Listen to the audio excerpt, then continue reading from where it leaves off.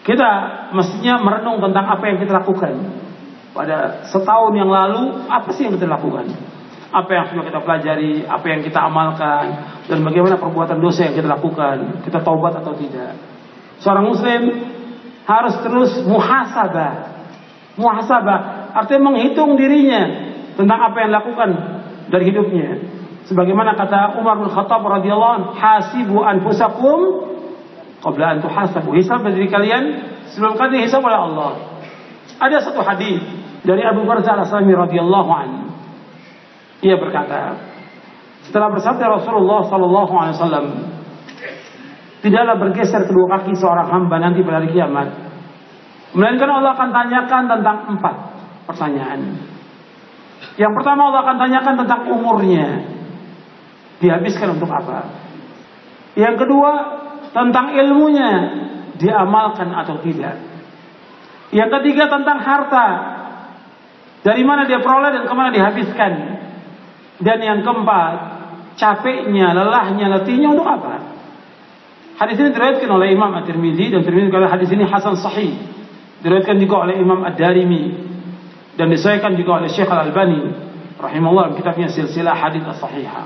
Anda perhatikan di sini, Nabi SAW menyebutkan dalam hadis ini ada 4 pertanyaan. Ini untuk semua, untuk saya dan untuk antum semuanya. Bahwa tidak bergeser kedua kaki seorang hamba, maka akan ditanyakan 4 pertanyaan. Kalau disebutkan 4, bukan sebagai pembatas 4. Banyak pertanyaan yang akan ditanya. Yang asas sekali, yang asas masalah tauhid kepada Allah akan ditanya. Yang kedua akan ditanya bagaimana kita mengikuti Rasulullah atau tidak. Itu yang asas sebelum pertanyaan-pertanyaan yang lain.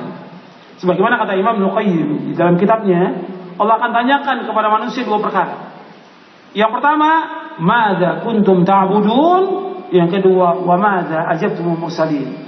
Yang pertama, bagaimana kalian beribadah kepada Allah? Yang kedua, bagaimana kalian menyambut seruannya para rasul?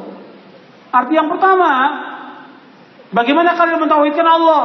Yang kedua, bagaimana kalian, apakah kalian mengikuti Rasul atau tidak? Yang akan ditanya. Nah, kemudian ditambah lagi dengan pertanyaan yang lain. Di antaranya 4 pertanyaan ini sebagai renungan. Yang pertama, umur kita. Antum coba, umur ini antum habiskan untuk apa? Jadi umur itu dihabiskan untuk apa?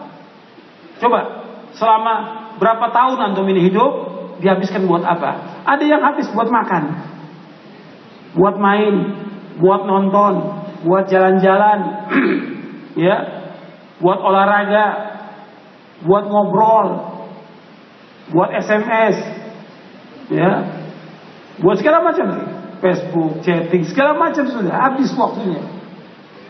Ditanya, buat apa waktunya?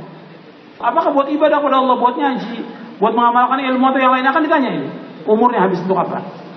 Coba anda merenungkan. Kemudian yang kedua, ilmunya. Dia nuntut ilmu atau tidak, dan diamalkan atau tidak ilmu ini. Orang Islam harus nuntut ilmu, dan mesti nambah ilmu kita setiap hari, dan nambah iman kita, nambah ketakwaan kita kepada Allah. Mestinya demikian. Jangan tambah turun. Mestinya ngajinya nambah, ilmunya nambah, ketakwaannya juga tambah kepada Allah, tambah takut kepada Allah, tambah warok, tambah zuhud, tambah takut kepada Allah. Ini kan. Coba ilmu diamalkan. Untuk diri kita, buat rumah tangga, tambah baik hubungannya. Rumah tangga dengan istrinya juga tambah baik, dengan tambah baik. Bukan tambah kasar, bukan tambah kejam, bukan tambah jauh dari Islam. Tambah baik hubungannya dengan rumah tangga. Begitu hubungan dengan masyarakat tambah baik. Renungkan ini. Yang ketiga, harta kita dari mana kita peroleh? Dari yang halal atau yang haram? Kita cari maisha ini halal atau haram? Coba renungi, pekerjaan kita ini halal atau haram? Uang yang masuk ke kita, uang siapa? Uang orang, uang kantor, barang itu yang ada pada kita, barang kantor, barang yayasan, barang masjid, atau punya orang lain, atau utang yang antum belum bayar, antum pakai barangnya. Coba antum renungkan, dari mana harta itu antum peroleh? Dan kemudian kemana dihabiskan harta itu? Apakah untuk yang halal, apakah untuk yang haram, atau untuk yang mubadzir, untuk yang bid'ah, untuk yang syirik? Akan ditanya oleh Allah harta itu dihabiskan untuk apa?